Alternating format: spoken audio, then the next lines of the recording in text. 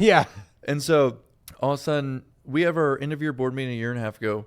We raised $2 million for the year. Best year ever. Before that, it was like 1.3. Before that, it was like 800,000. Like, we legitimately have been growing pretty rapidly, building the team, right? But we also serve way more veterans each year. Yeah.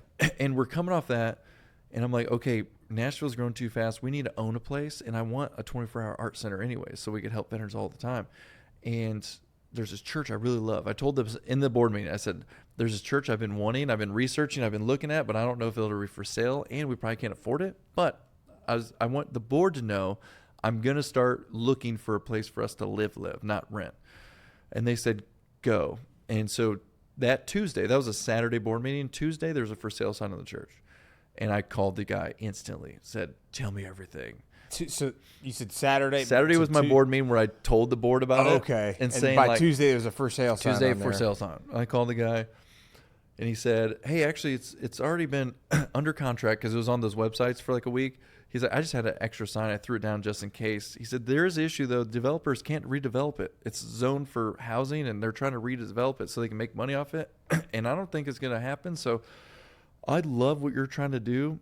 So I'll hold everyone else at bay. If it comes back on the market, I'll call you first. And I'm just sitting there like, this is crazy. But he told me he was listed at $4 million. I was like, we can't afford that. $4 million. $4 million For that church. Yeah. And I was like, there's no way we can afford this. Dang. But it is 19,000 square feet and 2.5 acres. Primo.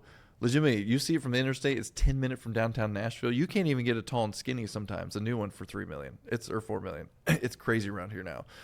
And so I'm like, if this comes in my court, ball comes in my court anyways, I can't afford it. I don't know what I'm doing. But I still kept following that, like, I'm supposed to be here thing. Yeah.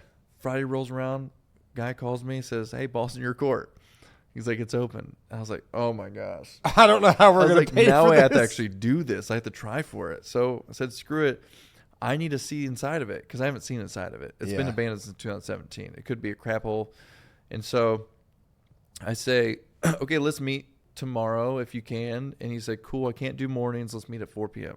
This is important to the story too because at 1:45 p.m. I get to Vince Gill and Amy Grant's house. This is part of my life now. I didn't know anybody in Nashville now. Vince Gill and Amy Grant. I'm going to their house to get my chiropractor treatment on. Rusty Cross, who you met, who I raved about, is Vince Gill and Amy Grant's chiropractor. And they're kind enough to let me go to their house to get adjusted, which happens to be like 11 minutes from the church. Okay. So I walk into their house, get ready to see Rusty, and I get a text from the guy saying, actually, can you meet me in like 10 to 15 minutes? And I said, oh, okay. So I turned to leave Vince's house. I grabbed the door handle, and it jams a little bit, and Vince comes around the corner. He's like,